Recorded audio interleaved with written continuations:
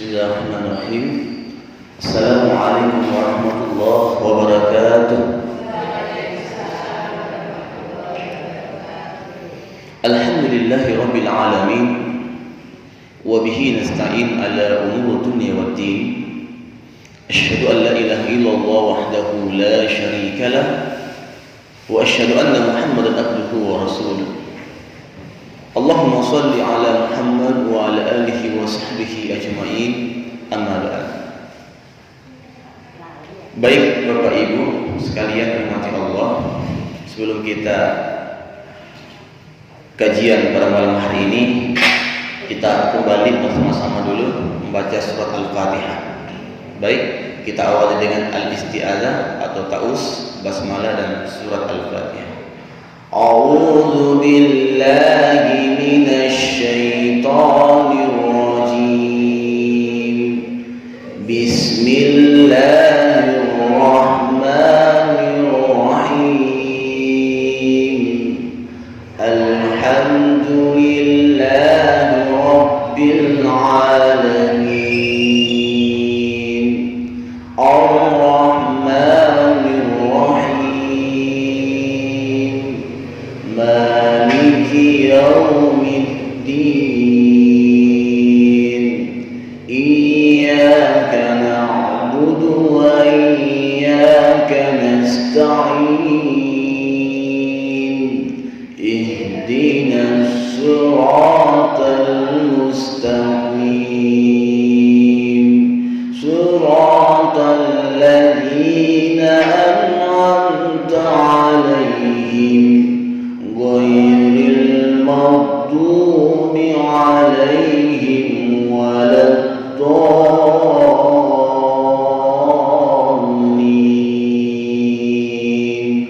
Amin. Alhamdulillah, pada malam Jumat ini malam yang sangat istimewa, yaitu insyaallah besok Sayyidul Ayyam, hari yang paling mulia dibandingkan hari-hari yang lain. Insyaallah pada malam hari ini kita akan lanjutkan pengajian rutin kita. Insyaallah tidak terasa Ramadan tinggal beberapa hari lagi. Dan mungkin tahun ini agak berbeda dengan tahun kemarin. Mungkin tahun ini kita diuji dengan virus corona dan membuat iman kita ini goyang sedikit, bahkan ada mungkin yang sangat takut atau mungkin panik sekali sampai-sampai tidak nyaman lagi dalam beraktivitas. Tapi kita harus yakin dan optimis bahwa sungguhnya segala ujian dan cobaan ini diperuntukkan bagi kita untuk menguji iman kita. Karena tidaklah mudah mengatakan saya ini orang beriman, namun Allah tidak menguji hambanya. Akan tetapi semakin tinggi iman seseorang, maka ujian itu akan datang kepada kita. Nah, termasuklah mungkin ini yang namanya virus corona, di mana Ramadan tinggal beberapa hari lagi, namun iman kita diuji oleh Allah Subhanahu wa taala. Dan insyaallah dengan usaha kita, dengan ikhtiar, dengan doa, insyaallah semoga penyakit virus corona ini akan dihilangkan oleh Allah Subhanahu wa taala. Amin amin ya rabbal alamin. Nah, ada beberapa doa yang dianjurkan oleh Rasulullah sallallahu alaihi wasallam ketika kita membaca di sebelum bulan suci Ramadan ini hadir. Yang pertama adalah Allahumma sallimni ila Ramadan wa sallim li Ramadan wa sallimhu minni.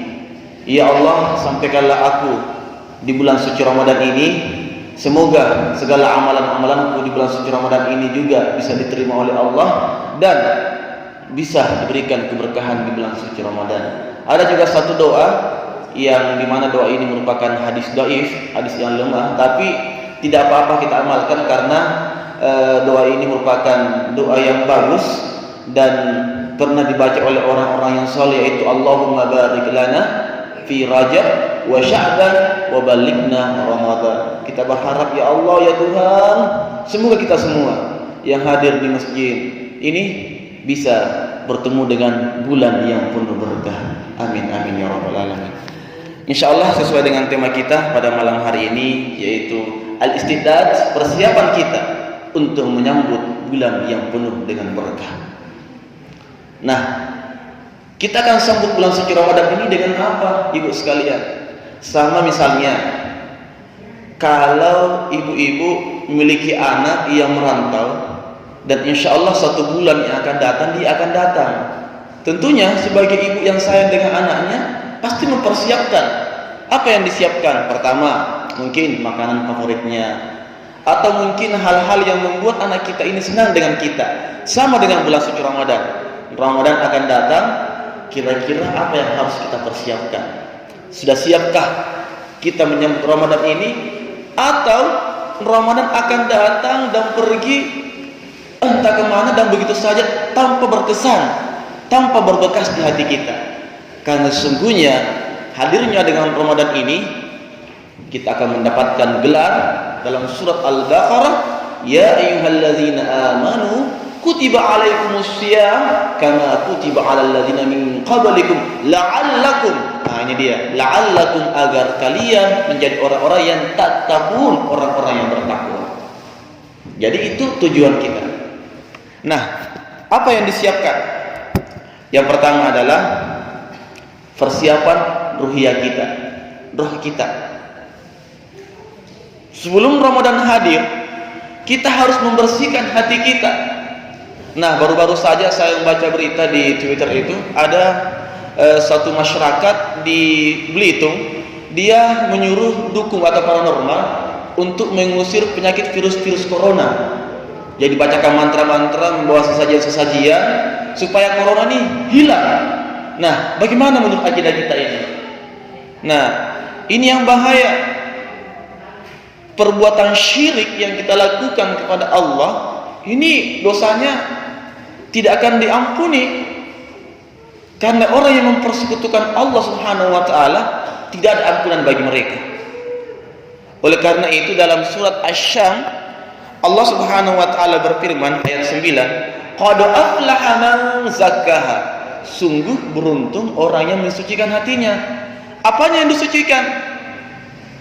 Iya, dari perbuatan-perbuatan syirik, perbuatan-perbuatan yang tidak diinginkan, atau perbuatan-perbuatan atau penyakit-penyakit hati kita, suka dusta, atau mungkin iri hati, melihat tetangga kita ya di musim corona ini beli masker yang banyak, atau mungkin baju yang bagus, atau mungkin kendaraan-kendaraan yang bagus, kita iri atau tidak senang dengan dia. Ini penyakit hati. Ini yang harus kita buang sejauh-jauhnya. Kita harus terima Ramadan ini dengan hati yang bersih. Sama halnya seorang hamba, dia dilemparkan ke neraka. Dia mengaku bahwa ya Allah, akulah hambamu. Tapi apa kata Allah? Wah, ini bukan hamba saya. Hamba saya ketika saya lahirkan di dunia itu bersih sekali, tidak ada kotoran sekali. Kalau kita ibaratkan, dia ibarat pakaian yang putih, atau mungkin ini tanpa kotoran, tanpa tulisan. Itulah hambaku. Saya lahirkan di dunia tanpa dosa sedikit pun. Nah, kembali ke saya dengan noda yang sangat hitam, kotor sekali, najis, bau sekali, sudah banyak dengan nodanya, atau mungkin binti-binti hitam. Dia kembali kepada Allah, ini bukan milik saya, lemparkan dia ke neraka, dicucilah ia sampai bersih. Ini makanya hati ini perlu kita bersihkan sebelum datang bulan yang penuh berkah. Nah, kemudian ibu sekalian, kalau kita memiliki sifat-sifat atau mungkin masih mempersekutukan Allah, baik syirik asgar, akbar, atau mungkin syirik khafi yang tersembunyi, kita harus buang sejauh-jauhnya. Karena dalam Al-Quran surat Az-Zumar ayat 65, Allah Subhanahu wa taala berfirman, la in asyrakta la yahbatanna amaluka wa la takunanna minal khasirin. La in asyrakta, jika engkau mempersekutukan Allah, la yahbatanna amaluk, maka seluruh amal baik kita di dunia ini yang kita lakukan, maka dihapus oleh Allah. Dan nanti di akhirat kita akan digolongkan itu orang-orang yang merugi. Nah, sekarang kita harus mempersiapkan diri kita, buang sejauh-jauhnya sifat-sifat yang tidak diinginkan oleh hati ini. Kemudian yang kedua adalah persiapan fikriyah kita. Nah, tentunya fikriyah ini sama dengan fikir otak kita, ilmu kita, wawasan kita, knowledge kita, pengetahuan kita. Nah, Ramadan mau hadir, tinggal beberapa hari lagi.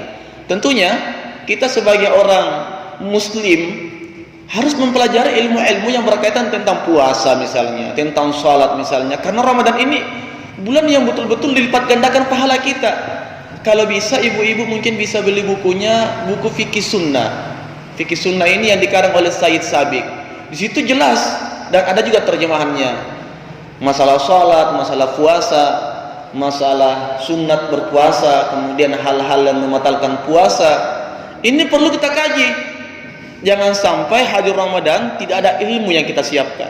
Sama dengan anak-anak kita ketika ujian nasional misalnya, dia tidak pernah belajar. 3 tahun nggak pernah belajar, atau mungkin 1 bulan nggak pernah diulang mata pelajarannya, atau mungkin materi-materi yang diajarkan oleh gurunya. Ketika ujian, apa yang terjadi? Ya, tidak maksimal. Nah, Ramadan hadir, kita persiapkan ilmu-ilmu tentang berpuasa, tentang sholat. Misal, kalau ibu-ibu memasak, apakah batal puasa saya ketika saya memasak ini, mencoba kuahnya apakah pas rasanya atau tidak? Nah, itu kita harus tahu. Jangan sampai belum ada ilmu sampai itu. Nah, kalau saya tanya ibu-ibu, kira-kira nih Bu, kalau misalnya ibu sekalian memasak sayuran, pengen mencoba ini pas nggak rasanya atau tidak, apakah batal puasanya Bu? Nah, kalau 1 sendok, itu baru batal. Tapi kalau dicoba, berarti tidak batal. Sama dengan misalnya, apakah air ludah itu membatalkan puasa atau tidak? Membatalkan tidak air ludah? Air ludah apakah membatalkan puasa atau tidak? Bedakan air liur dengan air ludah. Kalau air ludah itu yang kita buang, itu sudah batal. Tapi kalau liur kita enggak. Itu semua penting kita pelajari dan harus disiapkan dari sekarang. Nah, ibu-ibu nanti bisa mungkin beli buku tentang ini ya, tentang puasa, fikih sunnah, dikarang oleh Sayyid Sabiq. Itu bagus sekali Bu sekalian. Nah, jadi harus ada ilmu di dalamnya sehingga kita lebih mudah dalam memahami. Karena Imam Bukhari dalam bukunya itu ada yang berjudul Al-ilmu qabla al-qaul wal amal. Ilmu itu harus ada sebelum kita berkata atau sebelum mengamalkan. Jadi ilmu dulu Bu, pentingnya kita berilmu dulu. Nah, sama halnya yang harus kita tambah pengetahuan kita di bulan yang insya Allah di bulan penuh berkah ini nanti, yaitu pengetahuan kita tentang bahasa Arab atau mungkin bacaan Al-Quran kita Ibu. Misal nih Ibu, tahun kemarin sudah khatam Al-Quran. Biasanya ibu khatam berapa kali Bu ya? Sekali, 4 kali. Nah, kalau bisa tahun ini kita bisa khatam Al-Quran, dan kalau bisa kita juga baca terjemahannya, dibaca artinya, sehingga bukan hanya sekedar kita baca alif lam mim zalikal kitabu la raiba fihi hudan lil muttaqin, tapi kita juga bisa baca arti atau terjemahannya. Alif lam mim zalikal, ini atau itu, alkitab Al-Quran, la raiba, tidak ada keraguan, hudal, petunjuk bagi orang-orang. Jadi tahu artinya. Atau misalnya sudah berapa tahun kita sholat, sudah tahu nggak arti yang kita baca di setiap sholat kita? Oke, saya tanya Bu ya, apa sih artinya Bu? Pasti Ibu sudah tahu. Sami Allahu liman hamidah. Ayo, apa artinya Bu? Sami Allahu liman hamidah. Apa artinya? Sami'ah, mendengar, liman, orang yang hamidah, memuji. Allah mendengar siapa yang memujinya. Nah, hal yang sekecil ini, belajar bahasa Arab itu Bu, bukan hanya anak mahasiswa yang jurusan bahasa Arab, atau yang belajar bahasa Arab ini anak pondok pesantren, atau mungkin anak madrasah. tapi belajar bahasa Arab itu seluruh umat Islam. Karena kenapa? Al-Quran itu isinya bahasa Arab. Paling tidak ya baca terjemahannya.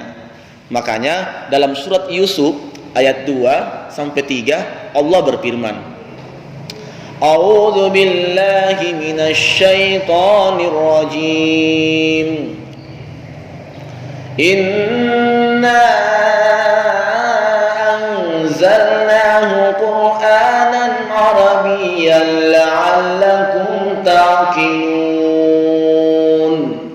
Nahnu naqussu 'alaika ahsanal qasas bima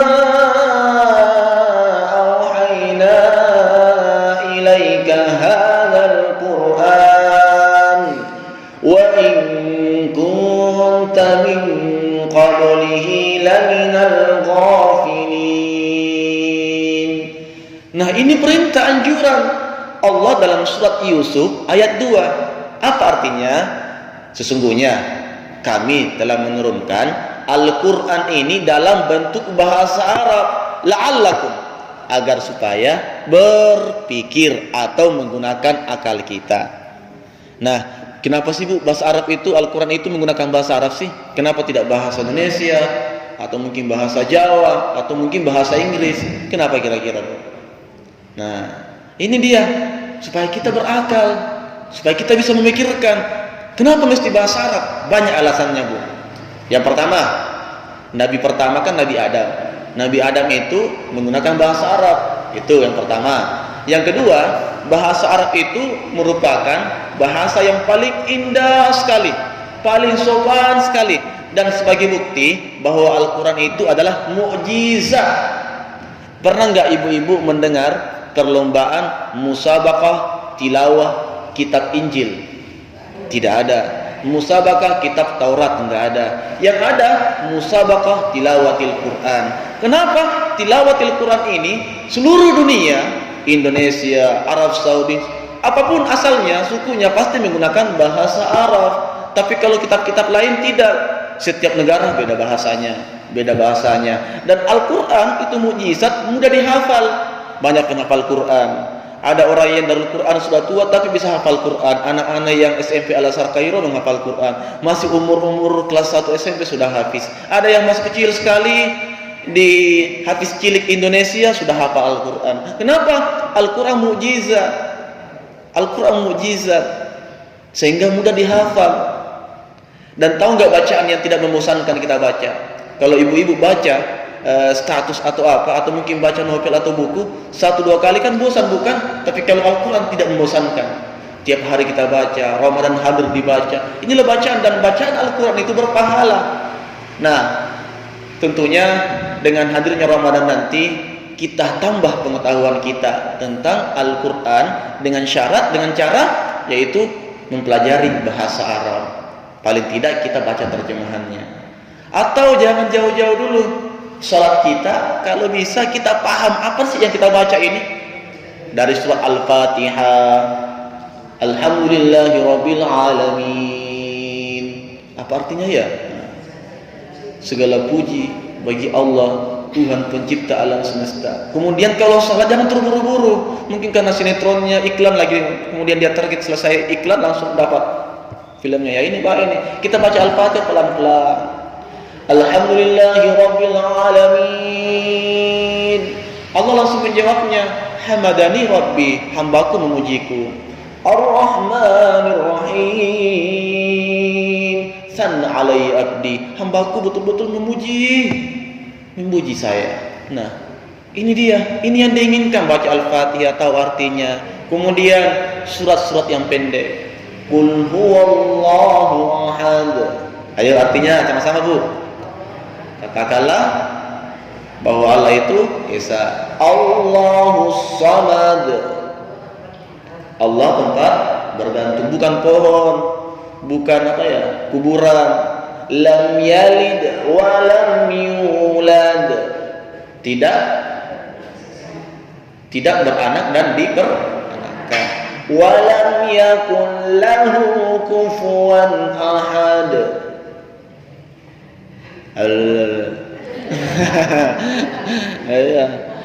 Nah itu, jadi kita baca Al-Quran paham Allahu Akbar. Dan salat ini pun tidak boleh menggunakan bahasa kita masing-masing, nggak bisa.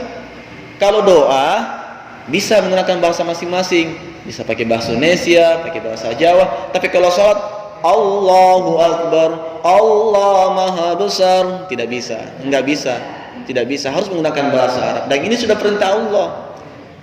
Kemudian Sami Allahu liman hamidah, Rabbana lakal hamd. Kita makna, kita tahu artinya.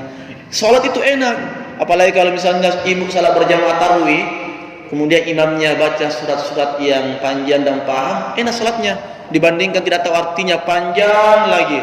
Pasti kita akan menghayal, Bu. Betul tidak, Bu? Allahu Akbar. Harga apa ya, misalnya akhir-akhir Ramadan, ini diskon 50% ya di mall sekarang. Kira-kira harga baju berapa ya? Sami Allahu liman hamd. Pokoknya kita menghayal itu di mall terus. Kenapa? Karena bacaan imam tidak tahu artinya, ya udah kita menghayal. Atau mungkin mencari sesuatu, ya di mana ya kunci motor saya? Oh, ternyata dicari. Di mana ya di kantong saya? Ternyata di bawah bantalnya atau di mana. Nah, ini karena kalau kita salat itu, Bu, bisikan setan selalu menghampiri kita. Biasa kita lupa berapa rakaat. Makanya kalau biasa jadi imam itu biasa lupa, ini sudah berapa rakaat ini, atau mungkin lupa bacaan, atau mungkin ibu-ibu biasanya juga lupa apakah sudah wudu atau tidak. Kenapa? Ya karena itulah iblis selalu menggoda kita manusia supaya kita selalu lupa. Nah itu yang kedua, Bu. Yang pertama adalah persiapan ruhiyah, kemudian fikriyah, dan yang terakhir yang harus kita persiapkan adalah ini yang penting, persiapan mal. Tau mal, Bu ya?